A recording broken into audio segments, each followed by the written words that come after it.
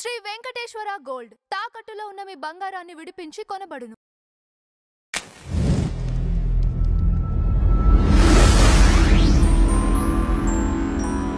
టీటీడీకి సంబంధించిన కల్తీ లడ్డు వ్యవహారంలో ఇప్పుడు ఒక నిర్ధారణ జరిగిపోయింది. ఆ కల్తీ జరిగిందని చెప్పేసి రిపోర్ట్ ఇవ్వడం జరిగింది. అసలు కేవలం ఆ కొండపైన ఇలాంటి రాజకీయ నాయకులు ఎవరైతే వాళ్ళు ఎంటర్ అవ్వటం వల్లే కదా ఇవన్నీ జరుగుతుంది. ఈ అపచారాలన్నీ కూడా ఇలాంటివి ఫస్ట్ నుంచి కట్టడి చేస్తూ ఉంటే ఆ స్వామివారికి ఇలా జరగదుగా.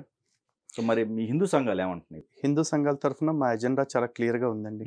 ఒక్క తిరుమల మాత్రమే కాదు, ఏ హిందూ దేవాలయము కూడా అది రాజకీయ నాయకుల పునరావాస కేంద్రంగా, రాజకీయ నిరుద్యోగుల పునరావాస కేంద్రంగా ఉండకూడదు. ఇదే మేము కోరుకుంటాం. దాంట్లో ఉంటే స్వామీజీలు ఉండాలి, లేదంటే ధార్మికవేత్తలు లేదా హిందూ సంఘాలకు సంబంధించిన వాళ్ళు వీళ్ళే ఉండాలి. కానీ దురదృష్టవశాత్తు ఈ దేవాదాయ శాఖ అనేదాన్ని ప్రభుత్వం తన కబంధ హస్తాల్లో పెట్టుకుంది. దాంతో దేవాలయాలు తన అధీనంలో పెట్టుకుంది. దేవాలయాల సొమ్ము దిగమింగటానికి అలవాటు పడిపోయిన ఈ ప్రభుత్వాలు ఈ వ్యవహారాల్లోకి ఎక్కడైనా ధార్మికవేత్తలు, హిందూ సంఘాలు, స్వామీజీలో వస్తే వీళ్ళని ఎక్కడ తిన్నవ్వకుండా చేస్తారో, దేవాలయాల్ని వీళ్ళ అధికార ప్రదర్శన కేంద్రాలుగా, అంటే దర్పాన్ని ప్రదర్శిస్తూ కొంతమంది L1లు, L2లు, B1లు, B2లు అంటూ దర్శనాలు చేసుకుంటూ ఉంటారు కదా. అలాంటి దర్శనాలు కాకుండా రాజకీయ నాయకులు కూడా మామూలు భక్తులు, సామాన్య భక్తుల్లాగా ఎక్కడ మారిపోతారో అని భయం వేసి మమ్మల్ని అక్కడికి రానివ్వకుండా వాళ్ళ గుత్తాధిపత్యాన్ని నడిపిస్తూ ఉన్నారు. అయితే యథావిధిగా రాజకీయ నాయకులు అంటే తెలిసిందే కదండి. రోడ్డు కాంట్రాక్టుల దగ్గర నుంచి, సివిల్ కాంట్రాక్టుల దగ్గర నుంచి, రేషన్ కాంట్రాక్టుల దాకా ప్రతి దానిలోనూ అవినీతి, కల్తీ అలవాటు పడిపోయారు. ఇది ఓపెన్గా స్టేట్మెంట్ ఇస్తున్నా, ప్రతి రాజకీయ పార్టీ చుట్టూ అవినీతి మకిలి ఉంది. అవినీతి మకిలి లేని రాజకీయ పార్టీ అంటూ ఒక్కటి కూడా లేదు ఇప్పుడున్న వాటిల్లో. ఇలాంటి రాజకీయ పార్టీలన్నీ కలిపి కొండపైకి వచ్చేసి వాళ్ళ ప్రతినిధులను పెడితే వాళ్ళు తిన్నగా ఉంటారా?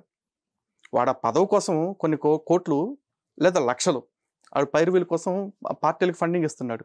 మరి ఆ పెట్టిన పెట్టుబడి అంతా వాడు ఎక్కడ వసూలు చేస్తాడు? హిందూ దేవాలయంలో ఇప్పుడు టీటీడీ బోర్డు మెంబర్ పదవి ఉందండి, టీటీడీ చైర్మన్ పదవి ఉందండి.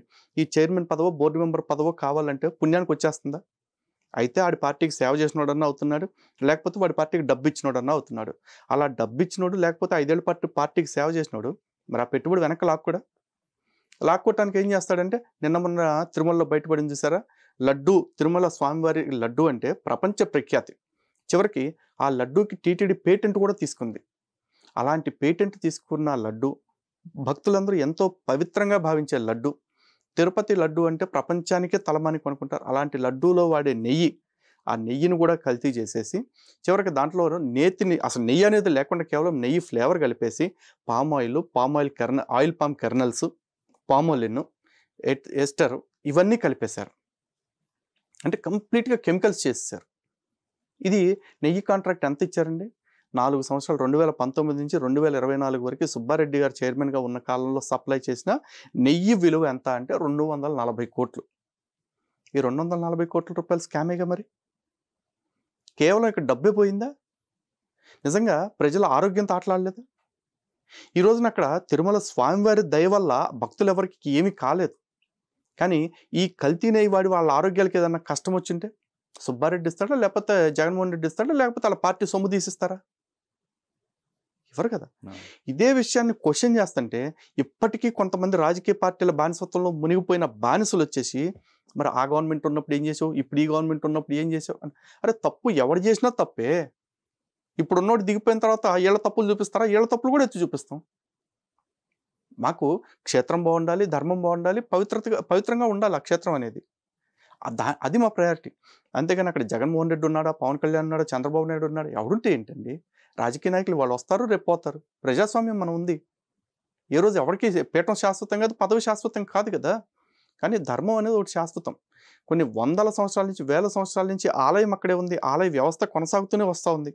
ఈలోపు ముఖ్యమంత్రులు, మంత్రులు, ప్రధానమంత్రులు వస్తున్నారు, పుడుతున్నారు, పోతున్నారు. క్షేత్రం మిగిలే ఉందిగా. ఈ క్షేత్రం ఎప్పటికీ కూడా నిలిచే ఉండాలి కదా. ఉండాలి అనుకున్నప్పుడు ప్రతి ఒక్కడు కూడా రాజకీయ చట్టంలో నుంచి బయటకు వచ్చేసి, కులాభిమానాల్లో నుంచి బయటకు వచ్చేసి, తప్పు ఎవరు చేసినా నిలదీయండి. జగన్మోహన్ రెడ్డి చేస్తే తప్పు, అది జరిగిన తప్పు చంద్రబాబు నాయుడు చేస్తే ఒప్పు అయిద్దా? లేకపోతే నరేంద్ర మోడీ చేస్తే ఒప్పు అయిద్దా? ఎవరు చేసినా తప్పే అంటాం.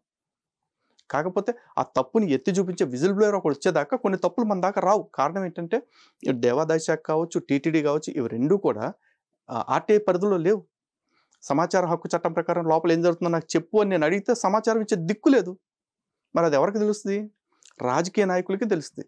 ఇప్పుడు జగన్మోహన్ రెడ్డి హయాంలో టీటీడీ చైర్మన్గా సుబ్బారెడ్డి ధర్మారెడ్డి ఈవోగా ఉన్న టైంలో ఇంత అవినీతి జరిగింది, ఇంత గోల్మాల్ జరిగింది, ఇన్ని స్కాములు జరిగినాయి అని మళ్ళీ ప్రభుత్వం మరి ముఖ్యమంత్రి వచ్చి చెప్తే తప్ప మన బోటి వాళ్ళకి తెలిసిందా? లేదుగా. అంతకుముందు 8 ఏళ్ల నుంచి మరి మేము అన్యమత ఉద్యోగస్తుల గురించి పోరాటం చేస్తూ ఉన్నాం.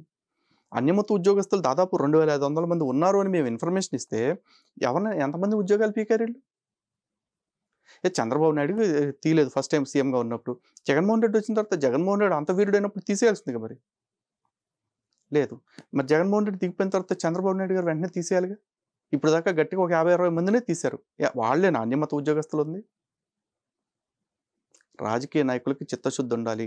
ధర్మం పట్ల కమిట్మెంట్ ఉన్న వాళ్ళని ఆ దేవాలయాల పదవుల్లో పెడితే ఖచ్చితంగా ఇటువంటి దౌర్భాగ్య పరిస్థితులు ఉండవు. నిన్న నెయ్యి స్కామ్ బయటపడిందండి. బయటపడకుండా ఎన్ని స్కామ్లు ఉన్నాయో. ఎందుకంటే టీటీడీలో ప్రతిదీ ఒక టెండర్ లాగా ఇస్తున్నారుగా.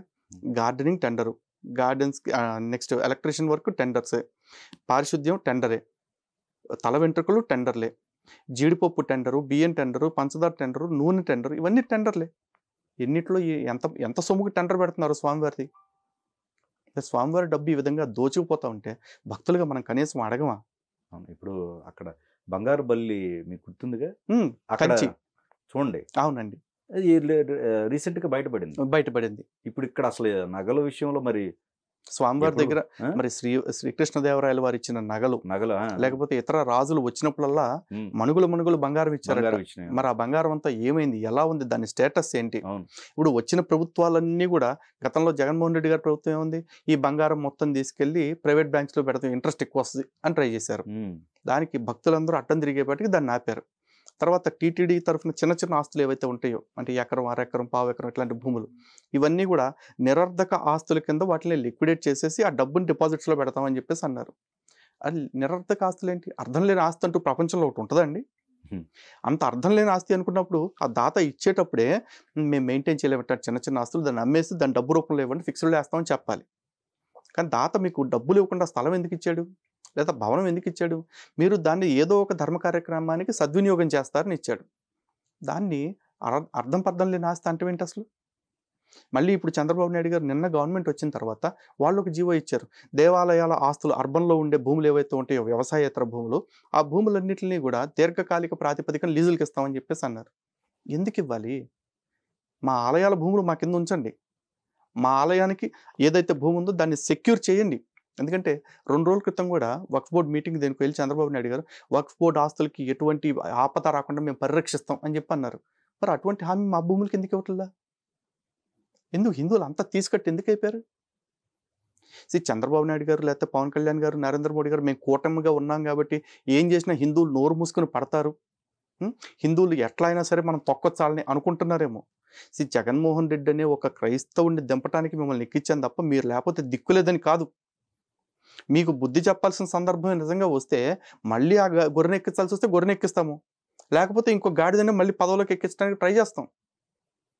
ఇలాంటి విశ్వాసం లేని వాళ్ళని విషయం పక్కన పెట్టేస్తే మాకు చాలామంది ఉంటారండి నాయకులు. ఎవడో లేకపోతే కొత్త ఫోర్సు మళ్ళీ స్క్రీన్ మీదకి వస్తుందేమో ఎవరికి తెలుసు. కాబట్టి మేము హిందుత్వ పార్టీలతో కలిసి ఉన్నాం, మేము కూడా హిందుత్వం అంటున్నాం కాబట్టి హిందువులు ఏమైనా చేయొచ్చు అనే ఒక మబ్బులో నుంచి, ఆ మూఢనమ్మకంలో నుంచి బయటకు వచ్చేయాలని చెప్పేసి చంద్రబాబు నాయుడు గారికి, పవన్ కళ్యాణ్ గారికి, అదేవిధంగా కూటమి ప్రభుత్వంగా ఉన్న భారతీయ జనతా పార్టీ నాయకులకు కూడా మేము హితబోధ చేస్తూ ఉన్నాం. దయచేసి దీన్ని పాజిటివ్గా తీసుకుంటే మీరు 10 కాలాలు పదవిలో ఉంటారు. కాదు కూడదు అంటే దేక్లేంగే అంటే దేక్లేంగే.